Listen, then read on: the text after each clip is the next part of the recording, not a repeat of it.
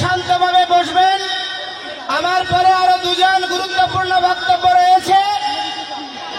আমাদের সর্বপ্রবীণ সন্ন্যাসী রমেশানন্দ পুরী মহারাজ এবং তপনানন্দ গিরি মহারাজ, ওনাদের বক্তব্য পর্যন্ত আপনারা সবাই সঙ্গে থাকবেন।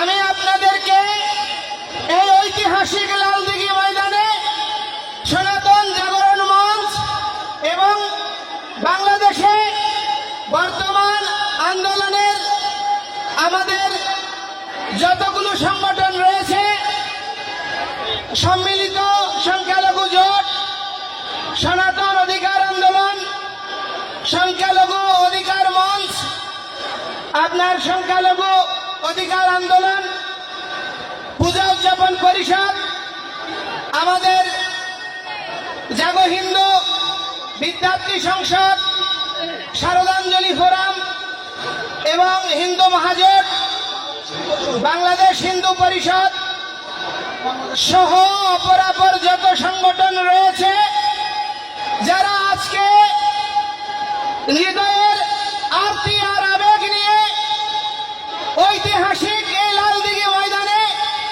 যেখানে স্বাধীনতার স্বপ্ন বপিত হয়েছে, যেই মঞ্চ থেকে 6 দফার দাবি ঘোষিত হয়েছিল, সেই ঐতিহাসিক মঞ্চে এই বাংলাদেশের ব্রিটিশের পরে পাকিস্তান এবং বাংলাদেশ অভ্যুদয়ের পরে আজ পর্যন্ত যে ঘটনাটি কখনো দৃশ্যমান হয়নি, বাংলাদেশের সমস্ত মঠ মিশন, সমস্ত সাধু সন্ত, সমস্ত মত পথের আজকে মহামিলন ঘটে গিয়েছে এই লালদিঘির ময়দানে। আমরা আপনারা যতই আমাদেরকে নিপীড়ন করবেন, যত নির্যাতন করবেন, আমরা তত বেশি ঐক্যবদ্ধ হব। আমাদের এই ঐক্যকে কোনোভাবে বিভক্ত করতে পারবেন না।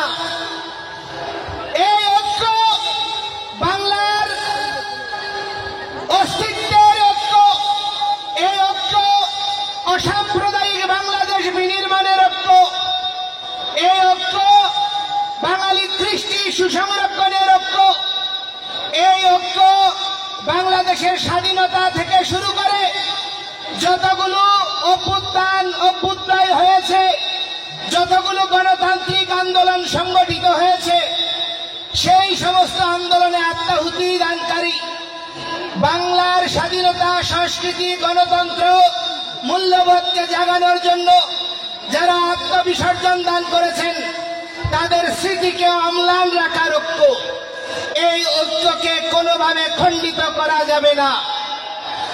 আজকে আমরা প্রবর্তক শ্রীকৃষ্ণ মন্দিরে, ইস্কন প্রবর্তক শ্রীকৃষ্ণ মন্দিরে সমস্ত সন্তরা বসেছি। সেখানে সর্বজন পূজ্য শ্রীমৎ তপনানন্দ গিরি মহারাজ, শ্রীমৎ কালীপদ ভট্টাচার্য, শ্রীমৎ সুব্রত ঠাকুর, যিনি মতুয়া সম্প্রদায়ের আচার্য, এবং শ্রীমৎ